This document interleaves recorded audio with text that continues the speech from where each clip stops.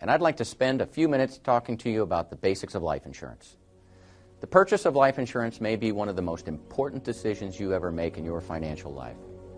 However, it's a decision that most of us will put off until something happens that hits close to home. That's really not too surprising, since we all have a built-in mechanism that avoids thinking about death. But that kind of procrastination can be devastating to a family or business. Let me explain.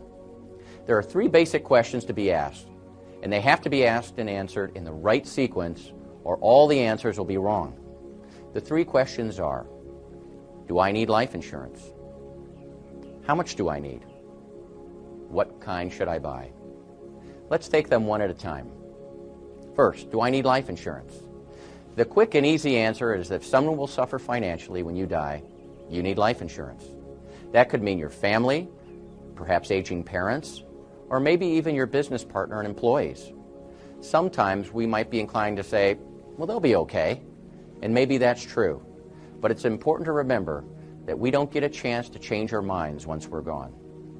We need to face reality while we can do something about it. The second question is, how much should I have?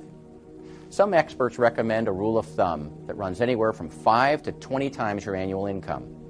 Obviously, with that kind of spread, the rule of thumb isn't very helpful. So how do you determine if you need $100,000, $250,000, $500,000 or more in life insurance coverage? The best way to figure out what you need is to have an insurance professional conduct what's called a financial needs analysis. Here's how it works. You'll start by gathering all of your personal financial information and estimating what your family members would need after you're gone to meet their financial obligations. To calculate this figure, you'll need to think through 3 types of expenses. First are immediate expenses, such as funeral expenses, uncovered medical costs, taxes, and outstanding debts you'd want paid when you die, such as automobile debt and credit card bills.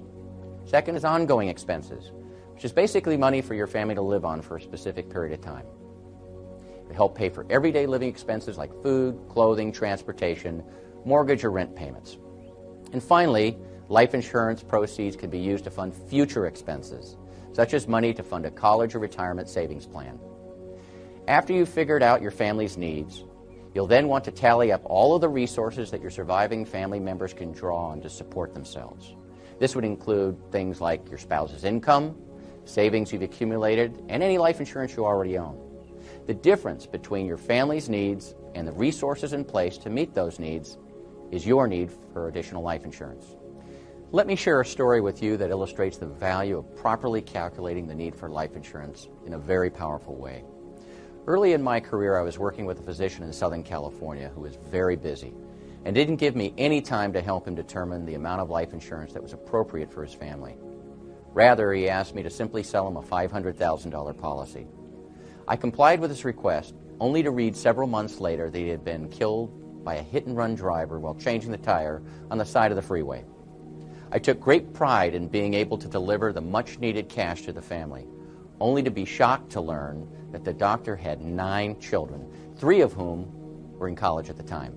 I distinctly remember sitting in a room with his wife and all of his children when they collectively asked me, "Is this all there is?"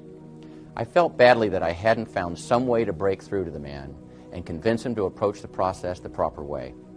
I vowed never again to shortcut the process and to always calculate the real need for life insurance. I never have shortcut the process since, and you shouldn't either. There are no do-overs with life insurance. There's nothing more important than buying the right amount of coverage, and you need to get it right the first time.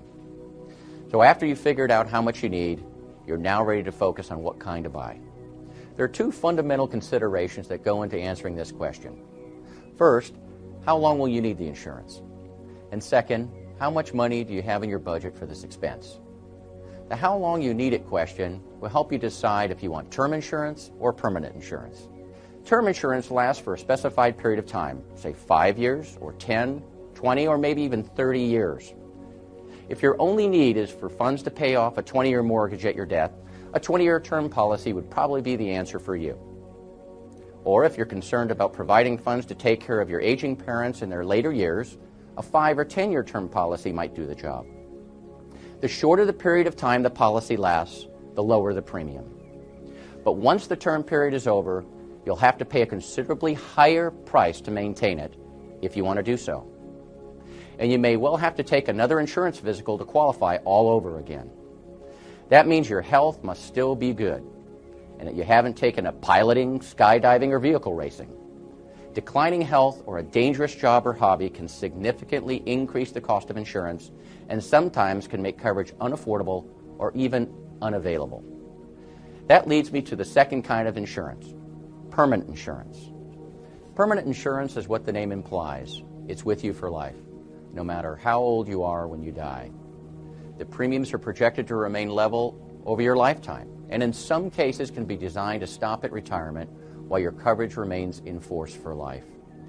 Permanent policies build a cash surrender value that is available if needed in the event of emergencies, opportunities, or college for the kids. Of course, these benefits come with a price. The initial premium for permanent insurance is 3 to 10 times higher than it is for an equivalent amount of term insurance. So if your budget is limited, be sure you buy as much as you need, even if it's all term insurance. But if you have some room in your budget, it usually makes sense to include some permanent insurance in your program. And as time goes on, it will probably make sense to convert some of your term insurance to permanent insurance. You know, one of the biggest mistakes I see my clients make is underestimating how long they'll need life insurance. This was painfully true immediately for many after the dot-com bubble burst in 2000. All of a sudden, you had people who experienced a significant loss in their retirement assets, and they were no longer able to retire on time. Life insurance fills the financial gap that exists between your financial needs and your financial realities. The fact that people had to work additional years necessitated owning life insurance for a longer period of time, and many were caught unprepared. By owning both types of life insurance, term and permanent, you're better prepared for the unexpected things that happen in life. Let's face it, our financial lives never go as smoothly as the financial press would have us believe. So far, we've looked at life insurance from the context of your personal needs. However, life insurance is a tool that is also utilized by almost every small business in America. Businesses, especially smaller, closely held businesses, utilize life insurance to protect their companies in case of the premature death of an active owner. Life insurance is used to purchase a deceased partner's interest and provide an income stream to the surviving family. Life insurance also may be left to the company to provide a financial cushion to the company in the case of a loss of an active owner or key employee. Life insurance is also utilized to provide cash to equalize the inheritance of a family, where only one of the children inherits the company. And finally, to provide cash to pay federal estate tax, so that the company doesn't have to be sold to pay the tax liability. These uses of life insurance keep businesses in business, families financially secure, and Americans employed. So there you have it. A properly designed life insurance program is as essential to a sound financial plan as a strong foundation is to a home. Do it right, and the future is secure.